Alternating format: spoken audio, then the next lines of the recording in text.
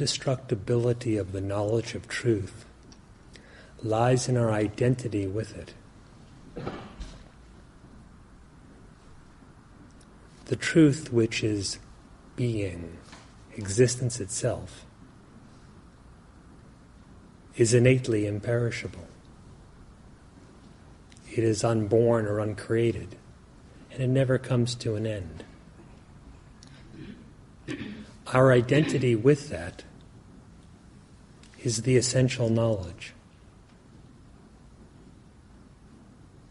When I say our identity, I mean it only loosely. For there is no our or multiplicity in the real self.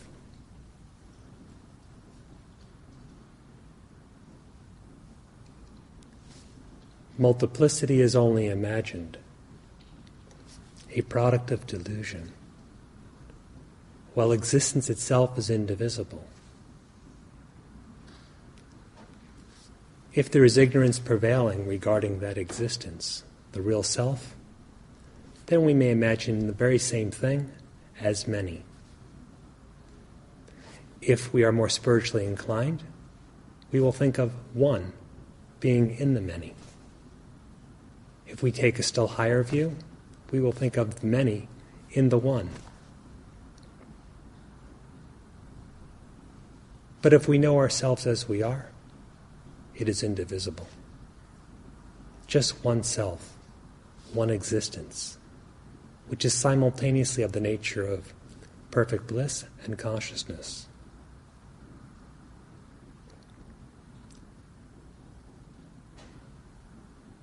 The knowledge of identity, of what we are, is what is essential.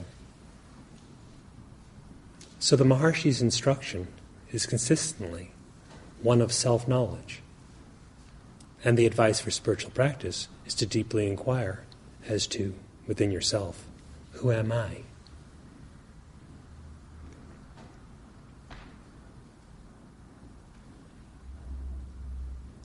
If we misidentify or become attached to that which is perishing, that which is mutable, then the steadiness of knowledge of the self or self-realization will seem elusive. We will connect that which is innate with some bodily state or some mental state.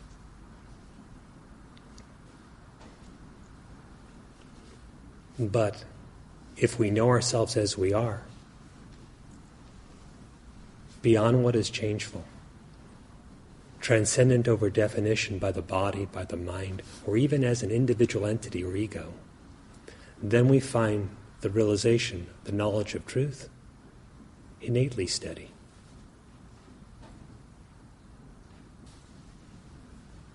In the Vedas, specifically the Chandogya Upanishad, the instruction is given Tattvamasi, that you are.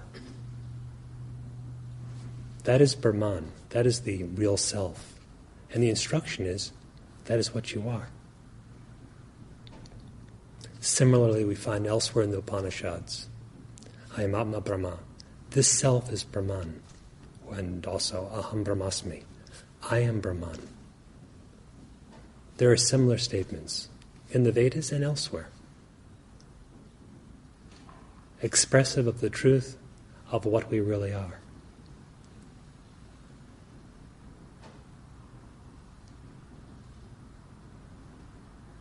The highest, being, consciousness, bliss, is our own nature.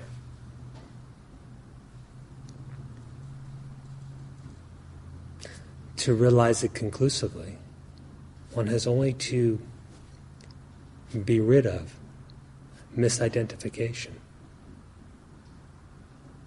the attachment of oneself to something that is not the self. In its crudest form, such delusion manifests as attaching one's innate happiness to some object, thinking that the happiness is dependent on the object, And if the object goes elsewhere, our happiness has gone elsewhere.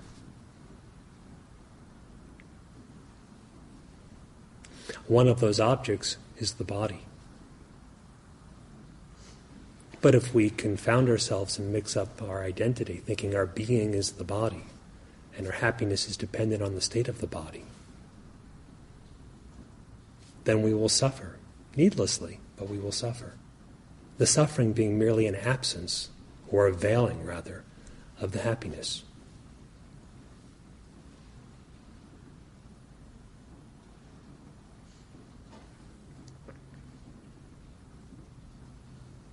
Similar is it with the misidentification with what one thinks.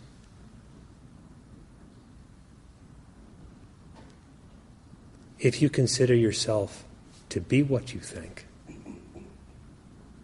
then your state changes as your thinking changes. If you are the mind or are in the mind, the immaculate, innate freedom of the infinite consciousness, which is our real nature, you are that, is veiled. The truth, the happiness, the consciousness, do not go elsewhere, no more than you ever cease to exist.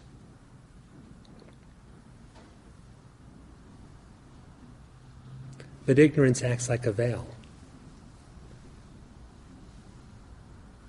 It is merely a case of imagination.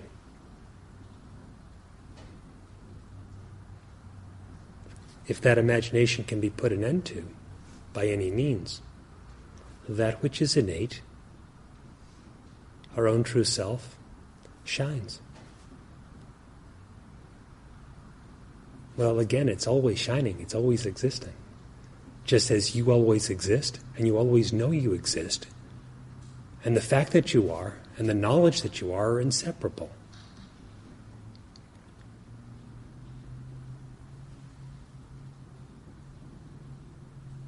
Never is there a time when you are not. And never is there a time when you lose the knowledge that you are. But whatever has through imagination been added onto that, so that seemingly what you are and the knowledge that you are is dependent on some other thing, the thing that's been added on, to that degree, ignorance fails. What is to be done? Inquire deeply.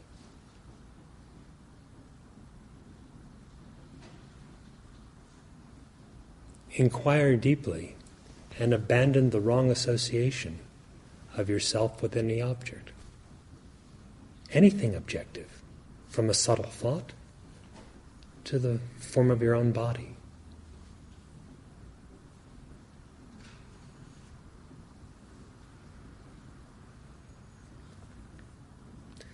If we pursue such inquiry, who am I?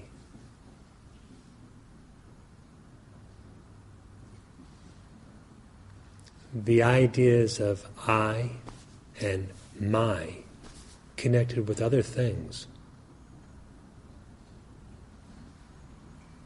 something imagined to be broken off in the midst of vast, limitless being, which is what we really are. Such imagination ceases.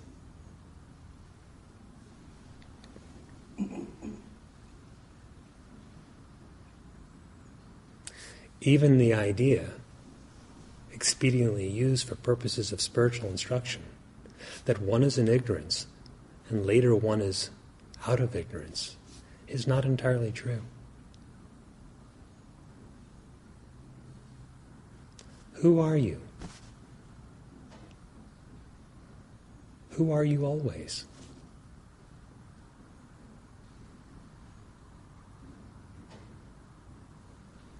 That which is called Brahman, the vast absolute. That which is called the self, the only self that you really are. That which is called God, beyond which there is nothing else. That is our very existence. Treat it as something else, as something distant from you, or as a particular state of mind, and it will seem to be elsewhere, or that it will seem to come and go. Set aside the objective outlook. Make your inquiry non-objective. Detach yourself from false transitory appearances.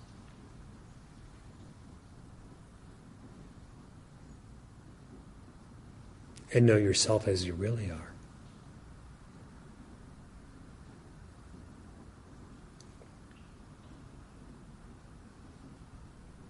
Then you find the indestructibility of the knowledge of truth is just the fact of your very being. Being is not an object. Being is not an activity.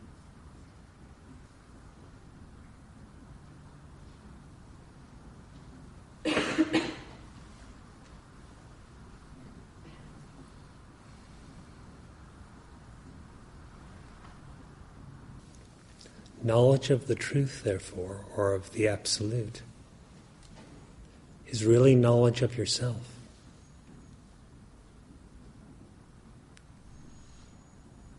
How could one not know himself? Is there some distance, some chasm between yourself and yourself?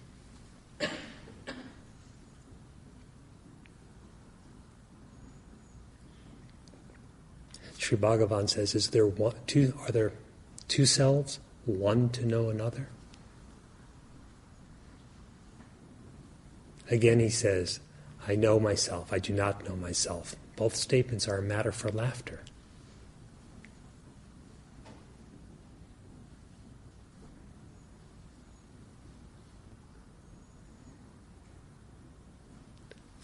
If there is the conception, yet I don't see myself. I listen to this, but I don't know myself as I am. I don't know myself as that. Inquire as to what is the nature of this I who does not know.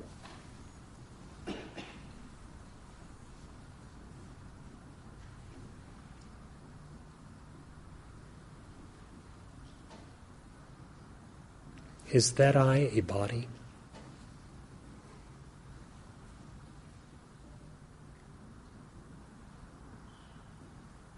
Is the I thoughts?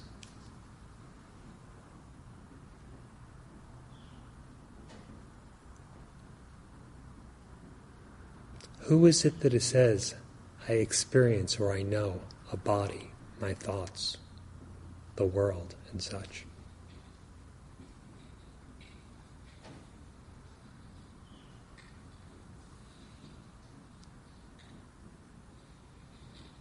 If you go on inquiring like this deeply within yourself,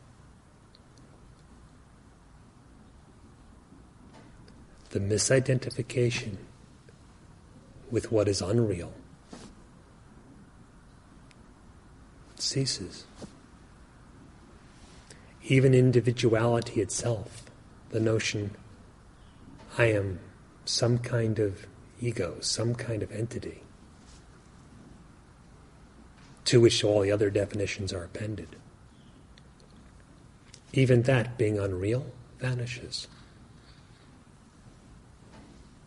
What remains is perpetual existence, which is unborn and which does not have an end.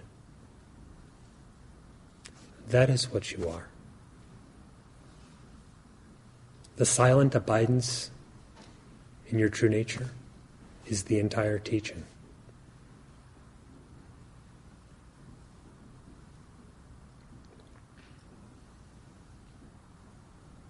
All other explanations are merely auxiliary argument.